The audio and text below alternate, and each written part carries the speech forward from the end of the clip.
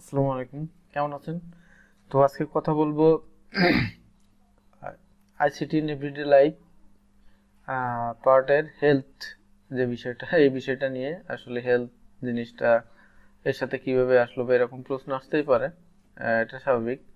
তো হেলথ বলতে আমি যা বোঝাতে চাচ্ছি সেটা হচ্ছে যে আপনি যে কম্পিউটার ব্যবহার করেন এটা আমাদের অনেক ক্ষেত্রে বসার কারণে, আর আমরা যদি পজিশন মতো বা আমাদের চেয়ারটা যদি কমফোর্টেবল না হয় তাহলে ব্যাক পেইন হতে পারে। পাশাপাশি আপনার কিবোর্ড বা মাউস ছাড়া আপনার চেয়ার বা মনিটর যে স্ক্রিনটা, এইগুলো পজিশন মতো না হলে সমস্যা হয়। তারপরে হচ্ছে আপনার, আপনি যেখানে মনে করেন একটা অফিসে কাজ করেন, তো সেখানে বিভিন্ন ধরনের আহ, মানে তার দিয়ে কানেক্ট করা থাকে, সেগুলো দিয়ে এলোমেলো থাকে। তো এই বিষয়গুলো আসলে কি কোনগুলো হেলথের সাথে জড়িত সেই বিষয়গুলো নিয়ে কথা বলবো। তো বরাবর মতো আজকে আমি একটা ওয়ার্ড ফাইলে কিছু পয়েন্ট লিখে রাখছি যে এখানে। তো প্রথমে হোয়াট ইজ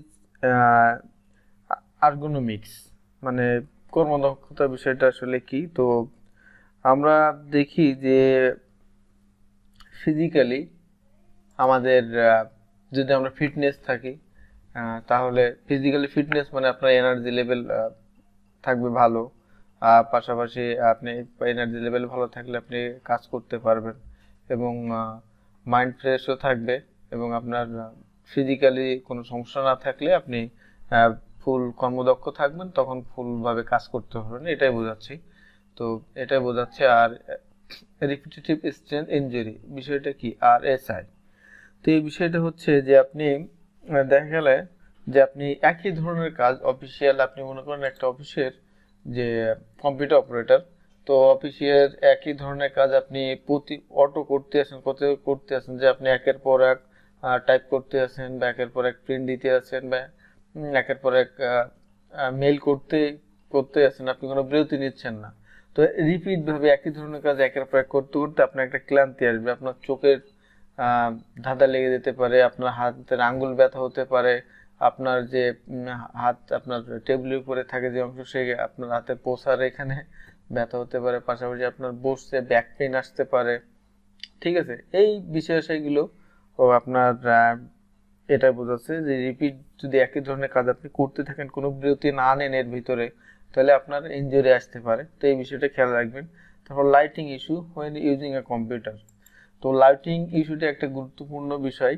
এখন মনে করেন যে আপনি কম্পিউটারে কাজ করেন, আপনার অফিসিয়ালি কাজ করেন, তো সেটা হচ্ছে বা আপনি আউটসোর্সিং করেন, তো আপনার অনেক সময় ধরে কম্পিউটার সামনে বসে থাকতে হয়।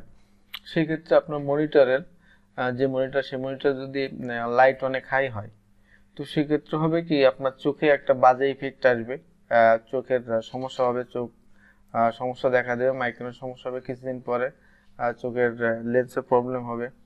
আবার আপনি যদি একেবারে লো ডিম লাইট দিয়ে দেন, ধরেন 0 থেকে 100 পর্যন্ত আপনার লাইটের একটা রেঞ্জ, তো আপনি প্রথমে 100% দিয়ে রাখলে সেটা অনেক লাইট, সেটা অনেকক্ষণ ধরে আপনার কম্পিউটারের সামনে বসে থাকতে গেলে যে কোনো একজনের একটা বিরক্তিকর এবং মানে চোখের একটা সময় ঝাপসা দেখা শুরু হয়ে যায়, যে একটানা বসে কাজ করতে থাকে।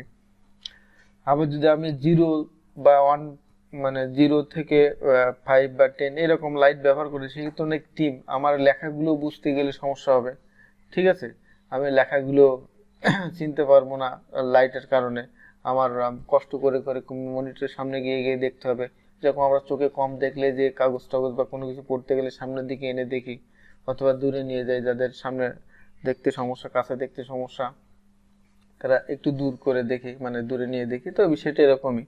তো আপনার লাইটটা অবশ্যই একটা মেজর ফ্যাক্টর, আপনার লাইটের বিষয়টা খেয়াল রাখা উচিত যে আপনার কেমন ভাবে আপনি লাইটটা রাখবেন, এই বিষয়টা অবশ্যই খেয়াল রাখবেন। পাশাপাশি হচ্ছে স্ক্রিন অ্যান্ড কিবোর্ডের পজিশন।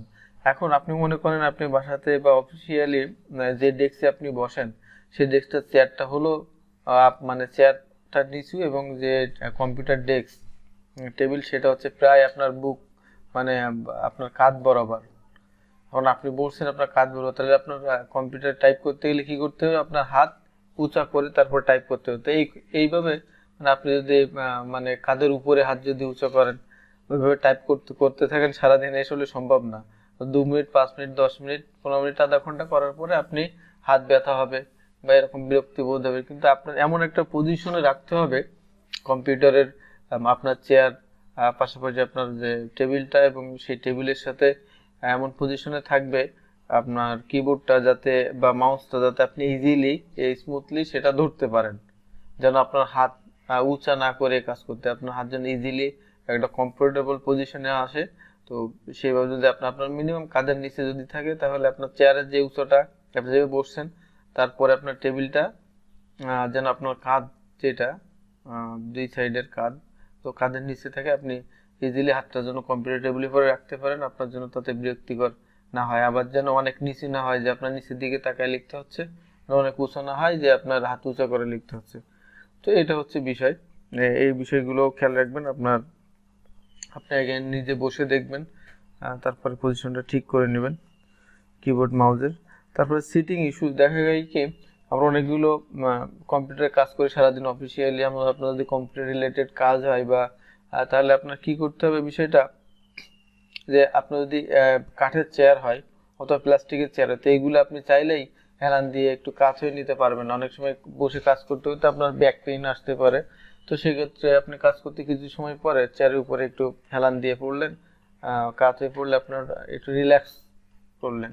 কিন্তু আপনি কাঠের চেয়ার বা প্লাস্টিকের চেয়ার যেগুলো ফিক্সড, এগুলোতে এগুলো পারবেন না, আবার এগুলো চাইলে আপনি ঘুরতে পারবেন না, ঠিক আছে। কিন্তু আপনি যদি এখন যে চেয়ারগুলো পাওয়া যায়, যে ফ্লেক্সিবল চেয়ারগুলো, যে স্প্রিং এর সাহায্যে একটু কাত হওয়া যায়, বা আপনার নিচে চাকা সিস্টেম আছে, এগুলো দিয়ে এক জায়গায় আরেক জায়গায় মুভ করা যায় বা আবার ঘোরাও যায়, তো এই সিস্টেমের চেয়ার হলে আপনার জন্য খুবই ভালো।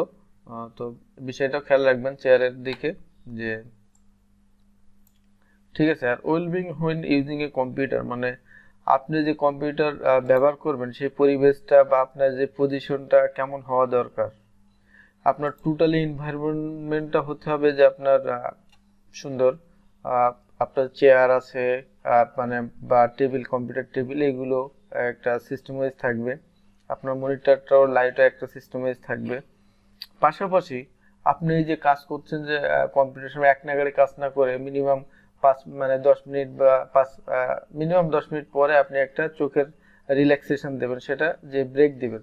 আপনি একটানা কাজ করতেছেন, তো মনিটরের দিকে তাকায় আছেন, 7 মিনিট বা 10 মিনিট পরে আপনি একটু অন্যদিকে 10-15 সেকেন্ডের জন্য তাকালেন, বা আরেকজনের পাশে একজনের সাথে একটু কথা বলতে পারেন। আবার পাশাপাশি আপনি টাইপটাও একই অবস্থা, আপনি এক নাগাড়ে টাইপ করতেছেন, তাহলে আপনার হাতের আঙুলগুলো ব্যথা হয়ে যাবে। তো সেক্ষেত্রে একই কাজটা করবেন, যে কিছুক্ষণ পর পর আপনি চোখের ব্রেক দিবেন, আপনার হাতের ব্রেক দিবেন, এইগুলো আর কি। আর তারপরে আছে হচ্ছে যে make sure the cable are safe secure. এই বিষয়টা হচ্ছে যে আপনি যে জায়গায় কাজ করবেন, মনে করলেন যে আপনি যেখানে কাজ করছেন তার চারি সাইড দিয়ে এই আপনার কম্পিউটারে আপনার যে কেবলগুলো, নেটওয়ার্কের কেবল গেল আছে, তারপরে হচ্ছে আপনার পিসির যে কেবলগুলো, পাওয়ারের কেবল আছে, বা আপনার বিদ্যুৎ সংযোগ এক জায়গা থেকে অন্য জায়গায় টানা হয়েছে, অথবা আপনার মাল্টিপ্লাক লাইন আছে, তো আপনার চেয়ারের চারি সাইড দিয়ে এরকম ইজি বিজি ভাবে আছে। তো দেখা যায় কি, এইভাবে যদি থাকে, আপনি কোনো এক সময় বেখেয়াল বসো, তো আপনি চেয়ার থেকে উঠে যাইতে গিয়ে তার বেঁধে আপনি নিজেও পড়বেন, এবং ওই সমস্ত যে কানেক্টগুলো আছে সেগুলো পড়ে যেতে পারে বা ডিসকানেক্ট হতে পারে, কোনো কিছু পড়ে ভেঙে যেতে পারে। তো অবশ্যই আপনি খেয়াল রাখবেন যে আপনার কেবল সেফটিটার জন্য থাকে, যে আপনার আবার তার যদি ছিঁড়ে আপনি শর্ট সার্কিট মানে শর্ট খেয়ে না আবার বিপদে পড়েন, তো এই বিষয়গুলো খেয়াল রাখবেন। তো make sure power point not overloaded. তো এই বিষয়টাও গুরুত্বপূর্ণ, যে আপনি যে মানে মনে করেন যে আমরা যে কারেন্টের একটা আরো ছোট বাসা বাড়িতে আমরা যে ফেজগুলো ব্যবহার করি, এগুলোতে আপনার মিনিমাম একটা ফ্রিজ চালাতে পারে, এসি চালাতে পারে, তার জন্য এক ধরনের ফেজ ব্যবহার করা হয়। কিন্তু একটা অফিসিয়ালি আপনি যখন একটা অফিস ডিল করবেন, তো তখন ওইখানে একটা ফ্রিজ ফ্রিজ বিষয় না, একটা অফিসে অনেকগুলো ডেস্ক থাকতে পারে, তো সেখানে সেন্ট্রাল এসি চালানো লাগতে পারে, বা 5-7টা এসি থাকতে পারে, পাশাপাশি ফ্যানও থাকবে, আবার ফ্রিজ ট্রিজ এভরিথিং অনেক কিছু বিষয়ের সাথে আবার পাশাপাশি কম্পিউটারগুলো চলবে, তাহলে সেখানে লোড কেমন পড়বে সেইভাবে আপনি আপনার পাওয়ারের যে ফেজ আছে সেভাবে বসাবেন, যেন নর্মাল পাওয়ার ফেসের জন্য ওভারলোড হয়ে শর্ট সার্কিট না হয়ে আগুন টাগুন না ধরে যায় বা আপনার পিসি ক্ষতি না হয়, সে বিষয়টাও খেয়াল রাখা দরকার। তো এই ছিল মূলত যে আইসিটি ইন এভরিডে লাইফ এর হেলথ বিষয়টা। তো আপনি কম্পিউটার বা আপনার অফিসিয়ালি যে জায়গাগুলোতে যাবেন সেগুলো আপনার সেফটির জন্য আপনি এগুলো খেয়াল করে নেবেন। আর আপনি যদি নিজে অফিস তৈরি করেন তো এই বিষয়গুলো খেয়াল রাখবেন। তো আশা করি নেক্সট ভিডিওতেও সাথে পাবো। তো ধন্যবাদ সে বন্ধু।